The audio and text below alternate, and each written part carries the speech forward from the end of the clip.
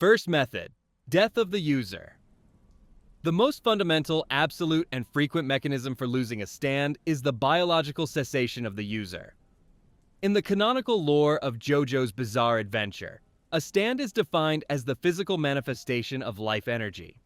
Therefore, the primary rule established in the third story arc, Stardust Crusaders, is rigid. If the user dies, the stand disappears. This is not merely a deactivation, it is a total evaporation of the psychic construct. We see this mechanism defined early in the series during the battle against Dio. When a stand takes damage, the user reflects that damage. Conversely, when a user's vital functions cease, the stand crumbles. This is visually depicted as the stand breaking apart into dust or fading into a spectral mist. A notable example occurs in the battle against Vanilla Ice, where the instantaneous death of Avdol results in the immediate disappearance of Magician's Red. There is no lingering residue. The loss is total. This rule holds true for the vast majority of stand users across all parts, from the Tarot-bound assassins of Part 3 to the rock humans of Part 8. If the anchor to the physical world, the user's soul and body, is severed, the projection cannot sustain itself. However, this rule has a terrifying corollary known as post-mortem stands. While rare, certain stands are driven by hate or specific automatic conditions that allow them to persist after the user's death. Notorious B.I.G. in the 5th story arc, Golden Wind, is the prime example. The user, Carne, is killed almost immediately, but his death is the trigger for the stand's activation, not its end. In this specific anomaly, the user loses the stand by dying, but the stand does not lose its existence. Instead, it becomes a rogue, unstoppable phenomenon. But for 99% of cases, death is the ultimate end of a stand's timeline. Second method, spatial erasure. Introduced in the 4th story arc, Diamond is unbreakable. This mechanism involves the physical removal of the stand or the user's capacity to manifest it through the power of the hand. Wielded by Okuyasu Nijimura, the hand possesses the ability to scrape away space with its right palm. Whatever is touched by this palm is not merely destroyed, it is erased from existence, sent to a void that even the user does not understand. This creates a form of stand loss that is distinct from death.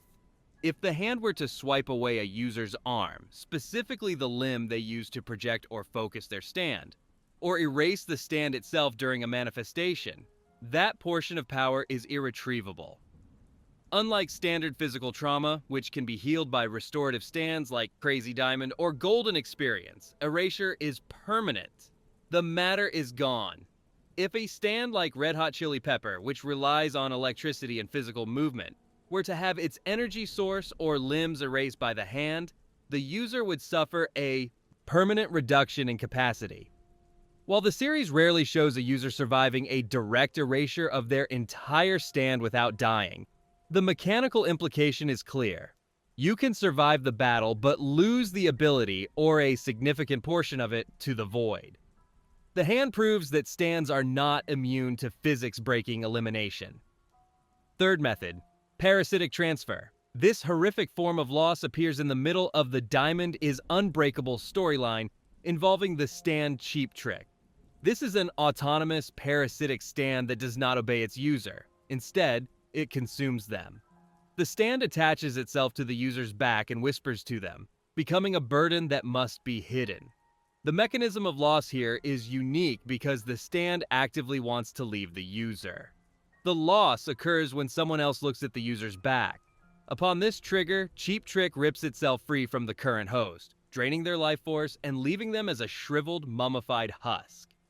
The stand then transfers to the person who looked, becoming their new stand. The original user, Masazo Kinoto, did not just lose his life. He was merely a disposable vessel for a stand that functions more like a curse.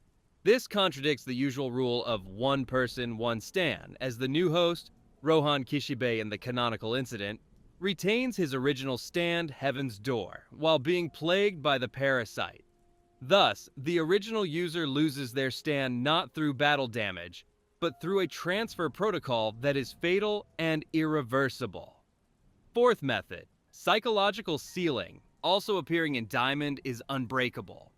The stand Enigma, wielded by Teranosuke Miyamoto, introduces the concept of incapacitation through fear. Enigma has the ability to seal objects and people into folded pieces of paper. However, this is not just physical storage. It is a complete suspension of the victim's agency. To activate this, the user must identify the target's sign of fear, a subconscious physical tic they display when afraid. Once the target exhibits this sign, Enigma can capture them. When a stand user is turned into paper, they are effectively severed from their ability.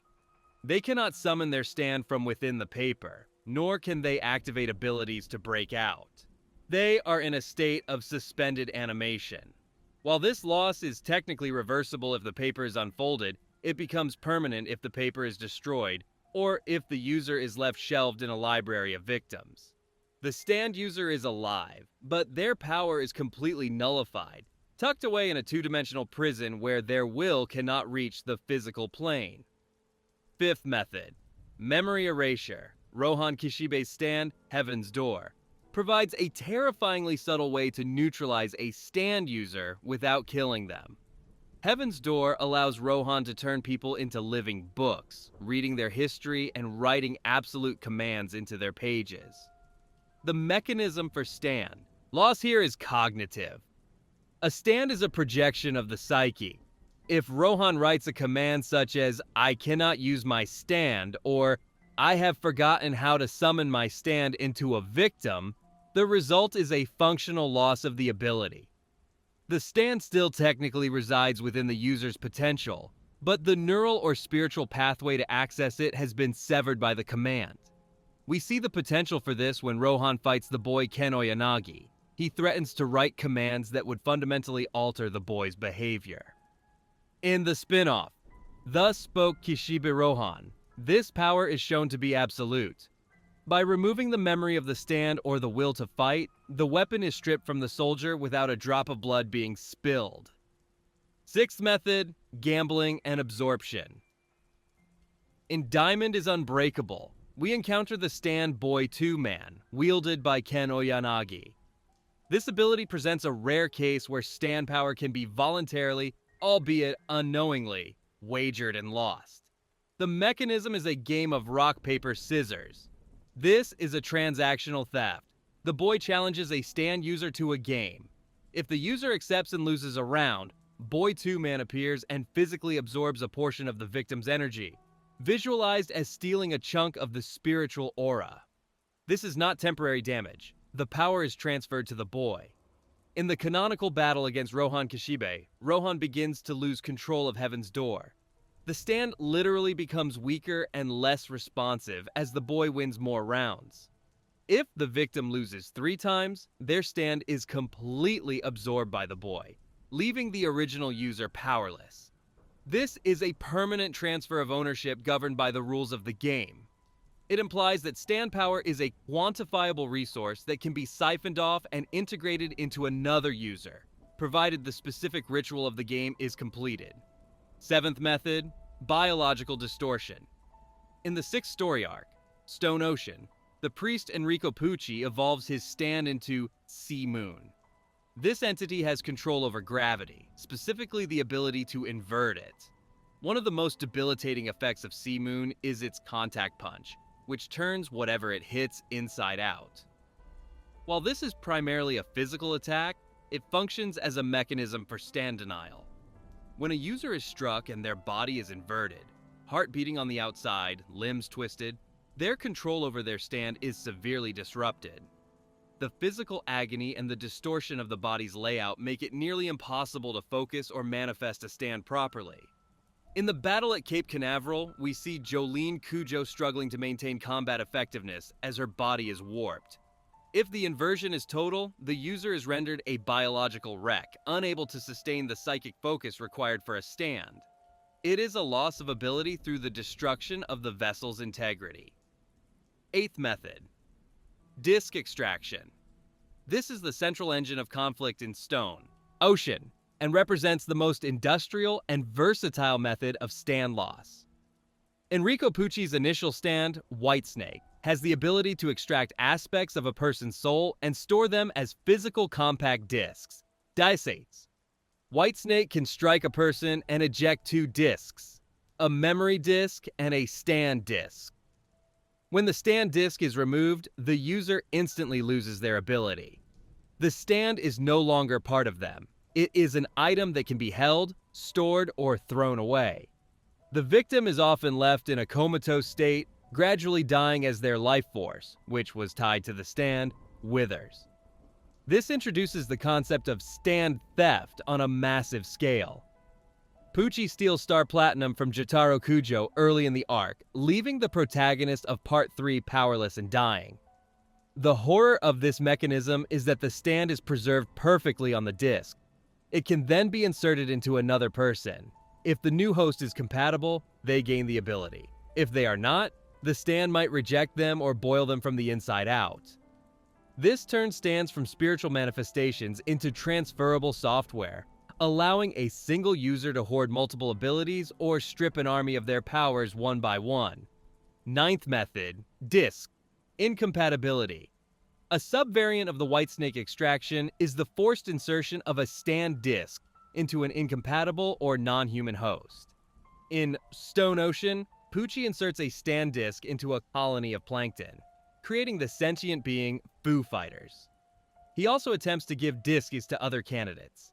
If a user has their stand extracted and it is placed into a host that fundamentally alters the nature of the stand, the original user has lost it forever in a unique way.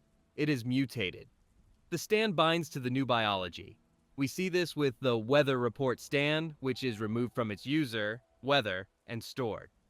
When it is eventually returned, the user's trauma and the separation have altered the relationship. Furthermore, if a stand disc is placed into a host that dies or is destroyed while holding it, the stand is lost along with the disc. The physical nature of the disc makes the stand vulnerable to physical destruction in a way it never was when it was purely spiritual. 10th method, Artifact Separation.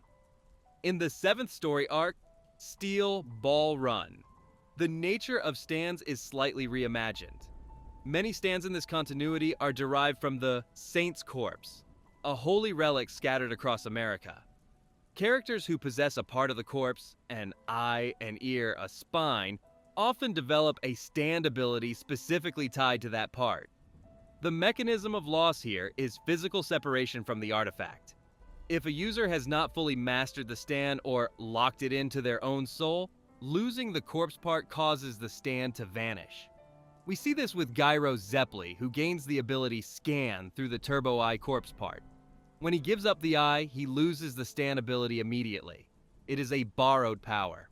Only users who undergo significant spiritual growth or keep the part long enough to fuse with it retain the ability independently. This introduces a lease system to stand ownership. You only have the power as long as you hold the battery.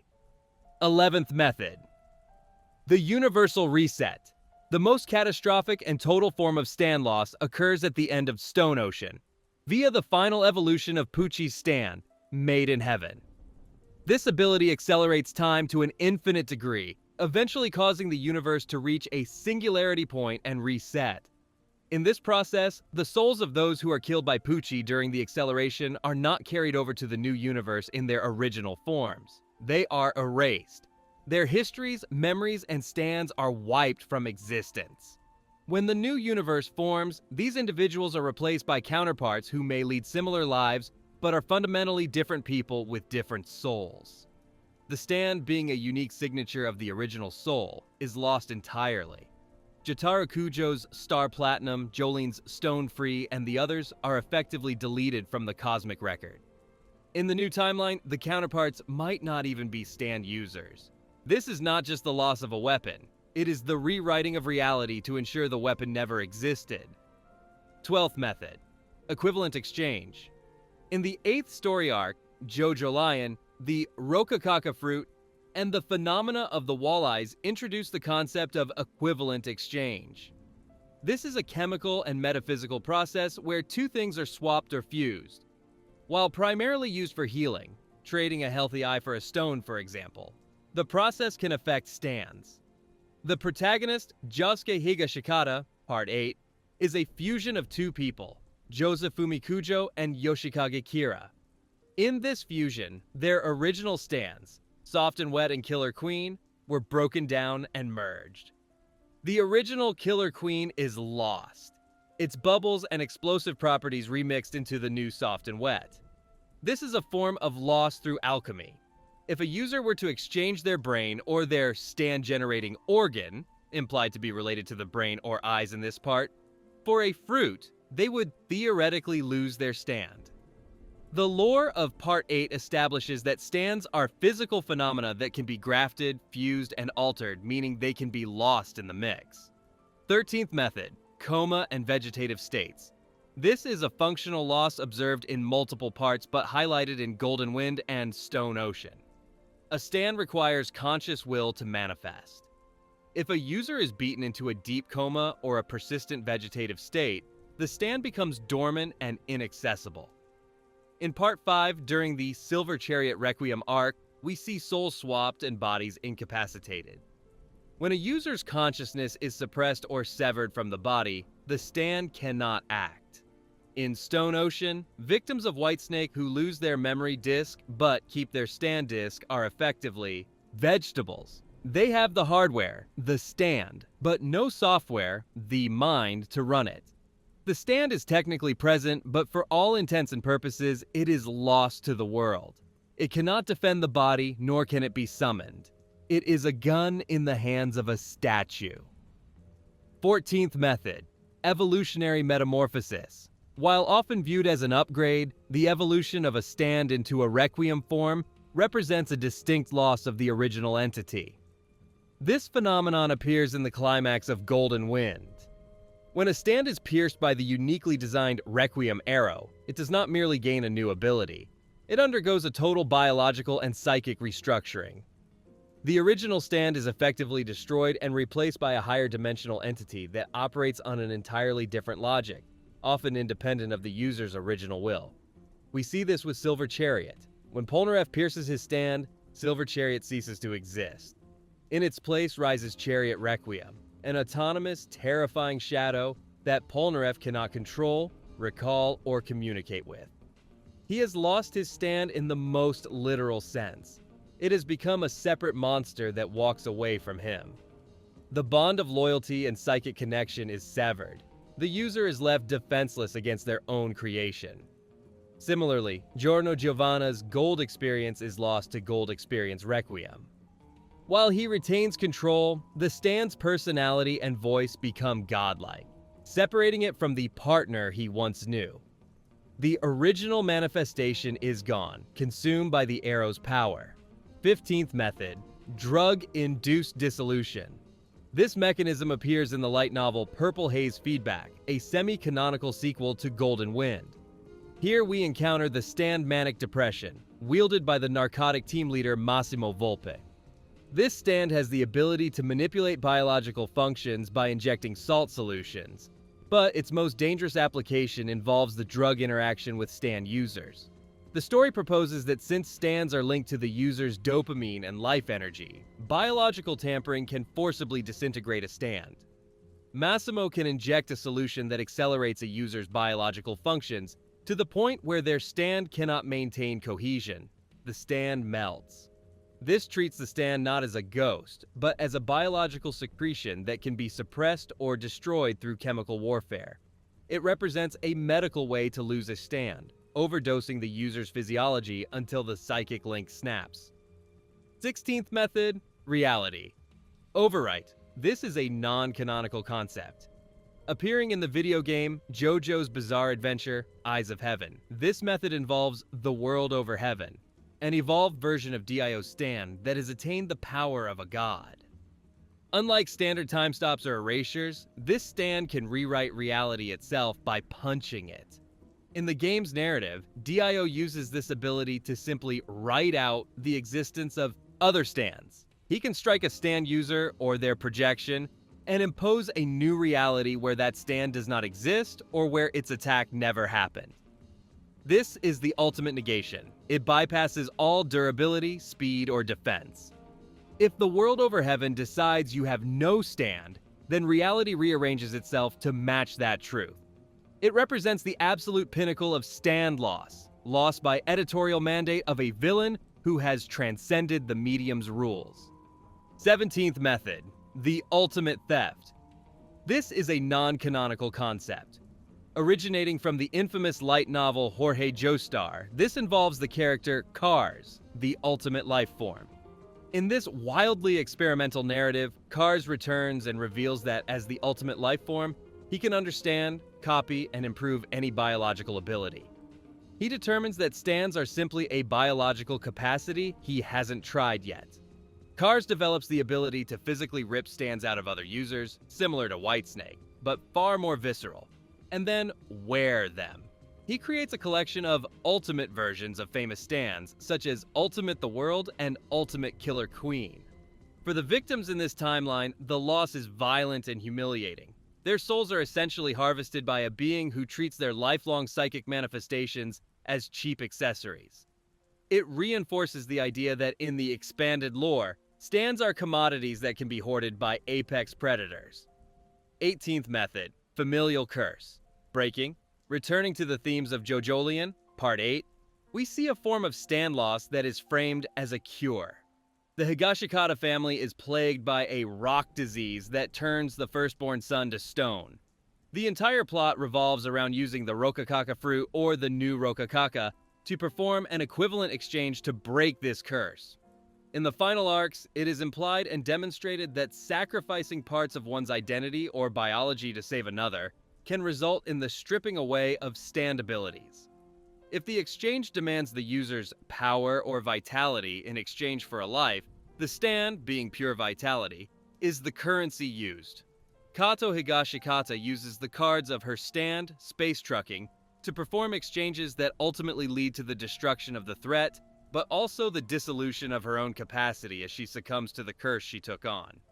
It is a sacrificial loss, trading the stand to save the child. 19th method, atrophy and disuse. A subtle but present mechanic across all parts is the concept of stand atrophy. A stand is a muscle. If a user loses their fighting spirit, the killing will required to manifest it, the stand weakens and can eventually become dormant or harmful. We see the precursor to this in Stardust Crusaders with Holy Kujo. Because she possesses no fighting spirit and a gentle soul, her stand does not manifest as a tool she can use. Instead, it manifests as a fever that kills her. She is losing the battle for her stand from the moment it appears. While she doesn't lose the stand until DIO is defeated, which calms the distress signal, the lore suggests that a user who completely loses their will to live or fight would see their stand fade into uselessness. It is the use it or lose it principle of psychic combat.